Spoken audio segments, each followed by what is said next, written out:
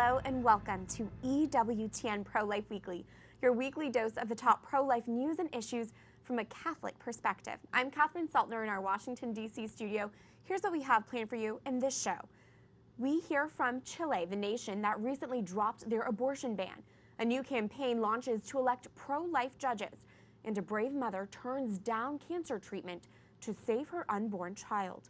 But first, our top story: South Carolina's governor cuts off funding for abortion clinics with an executive order.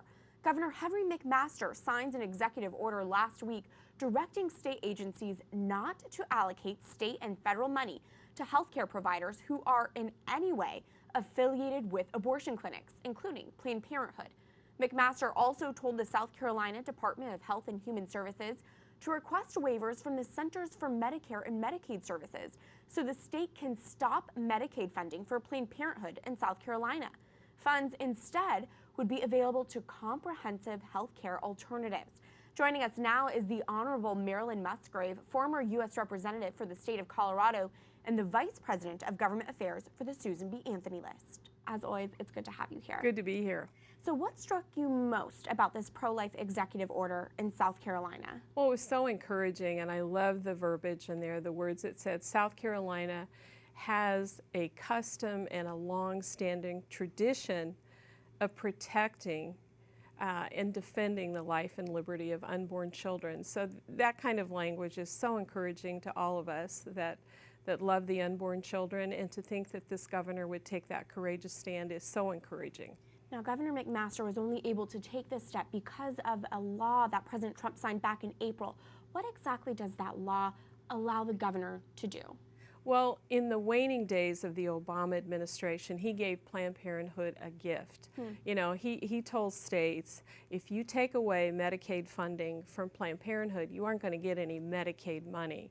Well, we had Joni Ernst, Senator Ernst, and Representative Diane Black champion H.J. Res 43, and that was signed into law by President Trump that said states indeed can redirect those dollars to other providers that do not do abortions. So that's a good day, and I love seeing the governor of South Carolina do exactly that. And he also directed South Carolina's Health and Human Services to make a list, to ask for waivers from the Trump administration. And he also instructed those in his state to make a user-friendly list of other providers, because quite frankly, Planned Parenthood is not the only game in town. In fact, services for women are out there, and the list will include any that are 25 miles from an abortion facility, and it will show that these providers outnumber Planned Parenthood facilities an astonishing 134 to 1. That's right. I was going to ask you about that. That is an astonishing number, 134 of those compared to one Planned Parenthood or to one abortion clinic. So what now can this money do to all of those community health centers? Well, the funds will be redirected to those healthcare providers. Those are the places that women can get comprehensive health care. They don't do abortions. And you know, when we talk about Planned Parenthood and the services that they tout, they're really 35% of the national abortion market. But yet when you look at the so-called services they provide for women, there's hardly any prenatal care, cancer screening, HIV testing. Those numbers are all going down in Planned Parenthood facilities. They really are the abortion giant in this country, and what a good day when those dollars will go to those other providers that are very numerous. Abortion is their business. So South Carolina, as we've reported, has defunded abortion clinics through state funding, but they're still getting Medicaid funding. So what are the next steps to change that? Well, again, the governor has said that Health and Human Services should apply for waivers with the Trump administration, and the administration should indeed grant those waivers immediately, and also do the same for other states that are working to defund Planned Parenthood and put those dollars into facilities that provide comprehensive health care for women. Do you expect after this move that Governor McMaster made that other governors will take notice and maybe follow his footsteps in this? What do you expect? Well, when we look at the country, 20 states have passed the Unborn Child Pain Capable Act, which bans abortion after the 5th month at the point which the unborn child can feel pain. Since 2010, we have seen 330 pro-life laws passed in this country.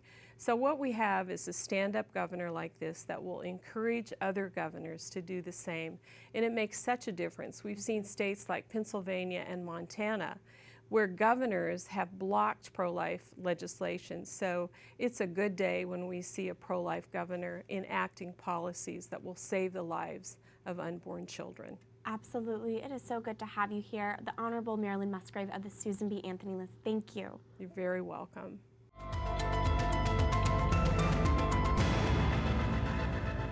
For this week's call to action, we want to take the chance to commend an example of positive pro-life action. South Carolina's governor has cut off his state's funding for abortion clinics. Governor McMaster also told the state's Department of Health and Human Services to request waivers from the Centers for Medicare and Medicaid Services so South Carolina can stop another stream of funding for the abortion giant, Medicaid funding, and give that money to comprehensive health care alternatives instead. If you want to applaud this pro-life leadership and encourage other governors to take similar action, follow this week's call to action. Go to prolifeweekly.com and tell South Carolina Governor McMaster thank you for ensuring taxpayers fund comprehensive primary and preventative care for women and families and not to abortion businesses. If you agree with the governor that South Carolina should be allowed to cut off Planned Parenthood's taxpayer funding through Medicaid and fund community health centers instead, you can show your support by sending this thank you. Abortion is not health care, and we need to send that message loud and clear to our lawmakers. Once again, go to prolifeweekly.com and tell South Carolina Governor McMaster thank you for cutting off funding to abortion clinics. As Chile ends its absolute ban on abortions, those defending life in the South American nation respond. It's sad to see how your country passed by all the scientific evidence, all the reality facts that you see everywhere, pass by all the sense of humanity to approve a law that is completely ideologized and completely extreme, because this law allowed to do abortion at the 3rd term in the pregnancy. Chile will now allow abortions in particular cases, including when a woman's life is in danger, when the baby is considered not viable, and in cases of rape. Until now, Chile had been the only country in South America to ban abortions in all circumstances since 1989. Carolina Requena joins us now from Santiago de Chile. Carolina, thank you so much for your time. Thank you so much to you. It's a pleasure to me to talk to you today. You are a Catholic journalist and editorial director of the Center for Catholic Studies. Carolina, Chile has historically been a very pro-life country. Is that still the case, in your opinion? Really, this is part of an agenda that have been changing values in Chile for more than 30 years from now.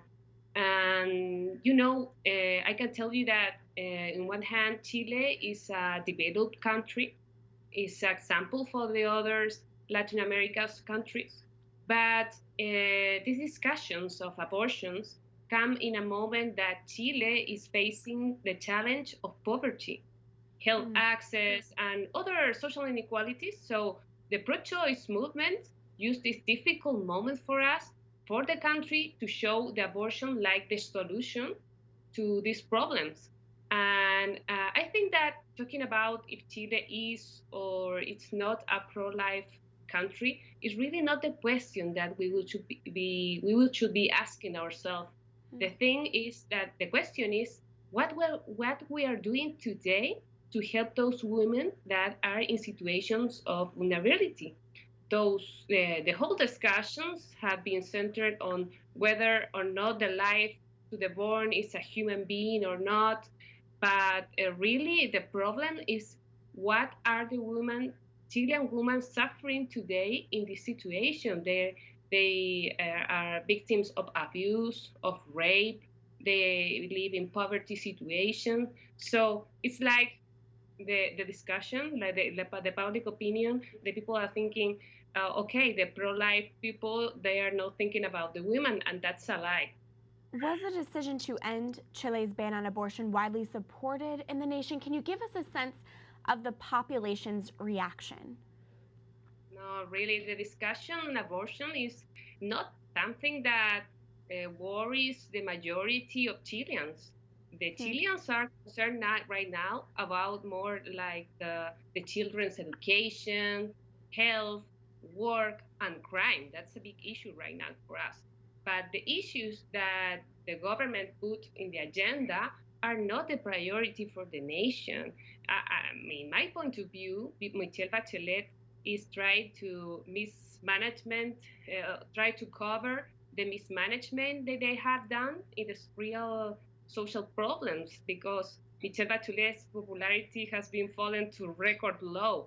So you can infer that she will be looking for to end her presidential term with a greater popularity, and passing by this law is very good for her. You have to remember that she was the director of Honor Women, so she wanted to push this. This is a political goal for President Michelle Bachelet. Carolina, what about the Chilean bishops or other pro-life voices? How have they been responding to this debate?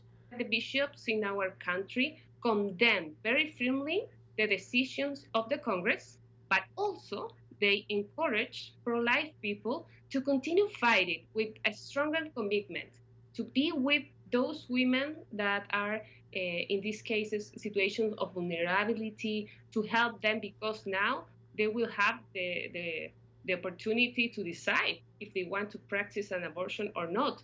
And so the bishops told us to be very near to this woman and help them.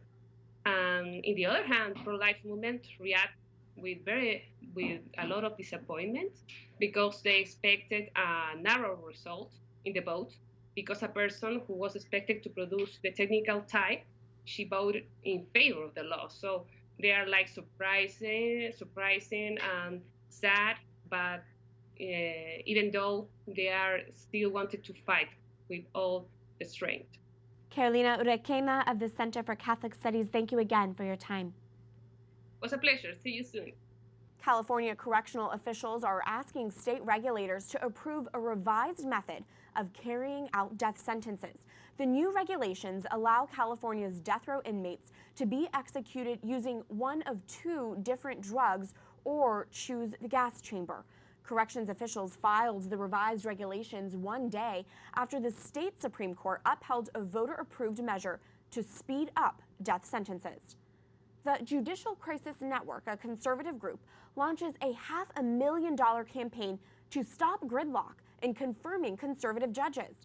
Pro-life leaders say stopping the gridlock is key to ensuring there are pro-life judges at every level. Here's a look at their new ad. It's a hidden scandal.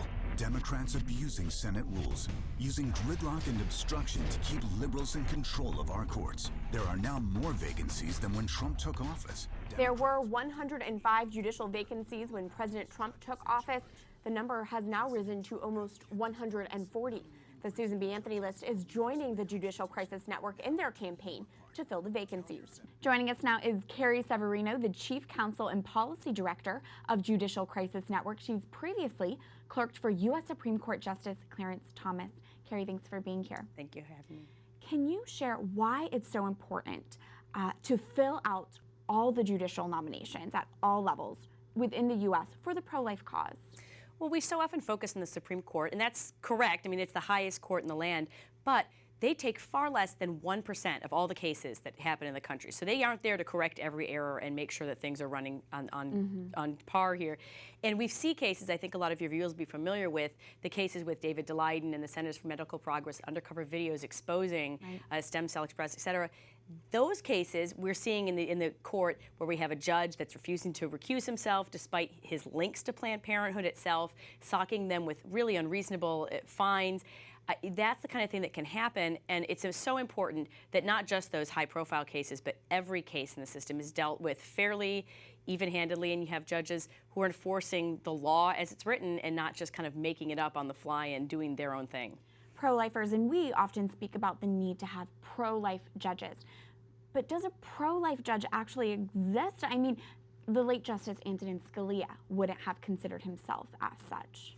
Right, he was pro-life, but he would have said, I'm not a pro-life judge. His philosophy is, we need to enforce as judges, and you take an oath as a federal judge to uphold the Constitution and to uphold the laws of the country. And luckily for us, the Constitution actually doesn't require abortion. I think that's the problem, is you have people who are reading things into the Constitution that are not in fact there. So you need judges who are going to faithfully interpret the Constitution, and that's a judge that's actually going to, in many cases, come out with pro-life results, because the Constitution itself doesn't take a stand on that issue. That was Justice Scalia's position. I think that's correct. And same with Gorsuch, to my Absolutely. understanding as well. Now, there are more judicial vacancies than when President Trump took office. How is this happening? It's really shocking. He started office with 105 vacancies. That's more than 4 out of 5 of his predecessors had. But ever since January, it's already ballooned almost a third. We have 139 vacancies now. We know of 21 more that are people who've announced that they're going to retire. So that brings us to 160. I mean, this is skyrocketing. The problem is we have Democrats who have been just so incensed. They're still upset about November's election. Right. They're putting the brakes on in every procedural way they can to try to block these nominees from getting confirmed. And it's really threatening to them, particularly because they're very qualified nominees. And you see in particular the qualified women like Justice Joan Larson or Amy Coney Barrett, a Notre Dame professor, who they hate the idea of having really principled, really qualified, conservative female jurists on the courts, because that puts the lie to some of their identity politics, and they know these are people in line for the Supreme Court one day. And they could have a huge impact. Now, you say we can end this obstruction, though, by adopting Senator James Lankford's gridlock reform proposal. Can you explain that proposal to us? Right. There's a rule that Democrats are exploiting that lets them force 30 hours of debate at any nominee. And that's something that didn't normally used to happen, especially for these non-controversial nominees. They're doing it for 100% of Trump's nominees. Even one example, I think, illustrates it. It was someone he nominated that was a previous Obama nominee. It was a good faith renomination of someone Obama had nominated. He had 100% support in the Senate, 100 votes in favor, but they forced them to run out the clock on all of these procedures. That's really a partisan obstructionism, and it's at the rate we're going. Again, we're outstripping the nominations. We've only had 4 nominations so far. We have 139, almost 160 vacancies coming soon. We need to pick up the pace, and we can't be wasting time that should be spent on the real business of the Senate. The groups you're partnering with for this campaign, such as the Susan B. Anthony list, will be organizing activists at town halls that are led by Democrats. What's the goal with that? They want to make sure that the Democrats don't buy into Chuck Schumer's policy of, like, let's just block the Trump administration at every turn. Want to make sure that they're doing things. There's another process called the blue slip process, where home state senators can try to slow the nominees from their state, and we've seen that happen with some senators. I think it's happening right now in Colorado. There's Allison Ide, who's a justice in the Supreme Court. They're very popular in her state, but the senator's not responding to what the interests of his state, and he opposed Gorsuch for the same reasons. Broad bipartisan support in his state, but they're trying to use these procedures.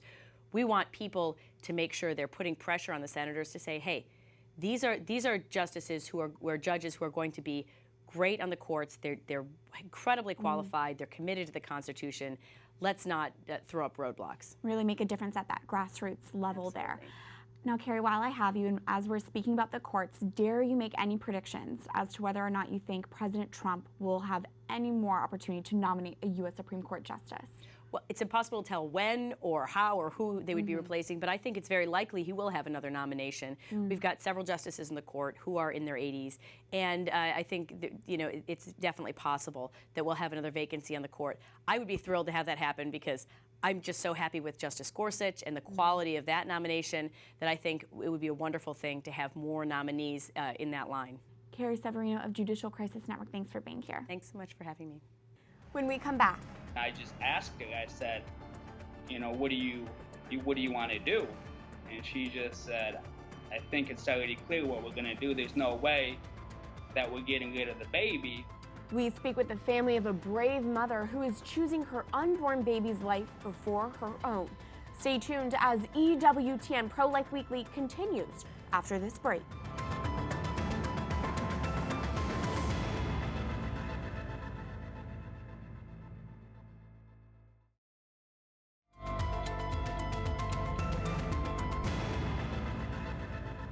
Welcome back to EWTN Pro-Life Weekly. I'm Catherine Szeltner. Each week in the Speak Out segment, we look at how the culture of death is reflected in our mainstream culture. Unfortunately, it's found all too easily in one popular young women's magazine. Cosmopolitan magazine released an article called Everything You Need to Know About the Abortion Pill in early August. The author writes, the procedure is non-invasive, doesn't require anesthesia, and can almost always be carried out from the comfort of your home. The article then delves into how women can get the abortion pill, including anonymously, and what to expect.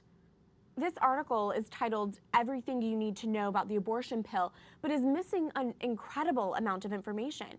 It is so in favor of the abortion pill, it doesn't tell you other things you need to know. First off, to be clear, when a pregnant woman takes the abortion pill, there is no direct medical supervision during this procedure, and the woman can lose her child at any time, anywhere. During this stage of pregnancy, the unborn child already has a heartbeat, fingers, toes, and a tiny developing body. Cosmo, you claim the abortion pill is safe and effective, but neglected to thoroughly review the risks. Planned Parenthood's own consent form for the abortion pill lists the following risks: blood clot in the uterus, infection of the uterus, bleeding too much or too long, and even death. And here is some more crucial missing information. If you have taken the first abortion pill and you regret it, you can still save your child's life. That's right, there is a way to reverse the abortion pill.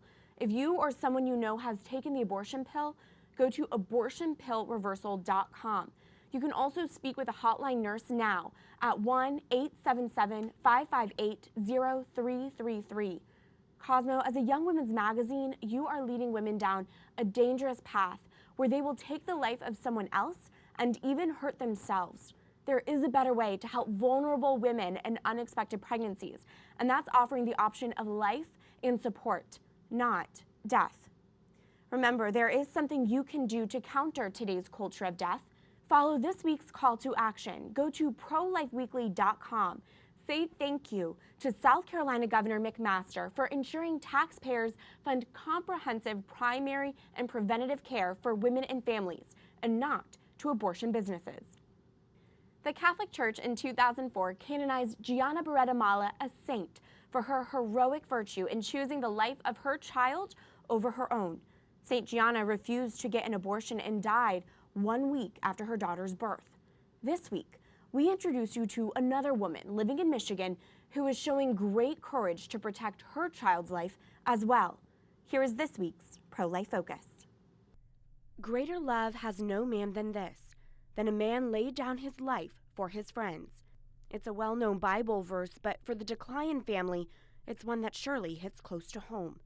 Carrie DeKlyen was experiencing severe headaches for 2 weeks before going to the hospital in April. The doctors told the Michigan mother of 5 devastating news. She had glioblastoma, a fast-growing brain tumor. In an exclusive EWTN Pro-Life Weekly interview, Carrie's husband Nick and her sister-in-law Sonia tell us the doctors then performed a routine pregnancy test. They actually do pregnancy test every time a patient comes in that's a female, and they said that she wasn't pregnant. But a few weeks later, the doctors realized they were wrong. Carrie was pregnant, and they advised her to get an abortion so she could undergo cancer treatment. Before we, made a decision, I just asked her. I said, what do you want to do? And she just said, I think it's already clear what we're going to do. There's no way that we're getting rid of the baby. For Carrie, choosing to keep the baby and forego treatment was a decision based on trust and faith in the Lord. She said, well, whether I get my healing here or I get my healing in heaven, either way I'm going to be healed. Since the diagnosis, Carrie has undergone 4 major brain surgeries and suffered a stroke a few weeks back. Ever since, she's been unconscious and has been using a feeding tube and a machine to help her breathe. Sometimes, if you ask her to squeeze your hand, she might do it sometimes, and sometimes she doesn't. For the DeKlyen family, the past few months have been life-altering. The 5 kids, ages ranging from 18 years old to 2, have been without their mother. And Nick sold his company in order to be present for Carrie. I don't really know as far as like what my future holds, it's kind of, I'm just living today and then tomorrow. And, I know that, I'm going to be a single father with 6 kids, 3 under the age of 5. Their Christian church has been collecting donations, and Nick's sister Sonia has set up a GoFundMe page to support the family's future. Our goal right now is to have Nick set up so that he can take care of his children, that he's able to stay home with his youngest children until they're in school. So really we have a big goal to set for him, but we really feel like with the support we've been receiving that we'll be able to achieve those goals. While Carrie is currently weak, their unborn child is strong. Doctors predict the baby may be born with a learning disability, but is still healthy. The growing baby is a girl, and the DeKlyens have decided to name the youngest daughter Life, something they're learning to value more and more each day. I'm just going to tell her that, Mom gave her life so that my daughter could live. Motherhood is life-giving, and Carrie DeKlyen's choice reminds us of that. I would tell everybody that Carrie is the most selfless person. And I'm not just saying that because she's my wife, because she knew that she's probably not going to live, but yet she would lay down her own life for our daughter that is going to be born here in a few months. Let us continue to keep the entire DeKlyen family in our prayers. And now we have a special programming update. Starting next week, you can catch EWTN Pro-Life Weekly on Thursday nights at 10 p.m. Eastern and again on Sunday mornings at 10 a.m. Eastern. So starting next week, we'll see you here on Thursday. In the meantime, you can reach us anytime at prolifeweekly@ewtn.com. I look forward to seeing you again. Life is a gift. Your life is a gift. God bless.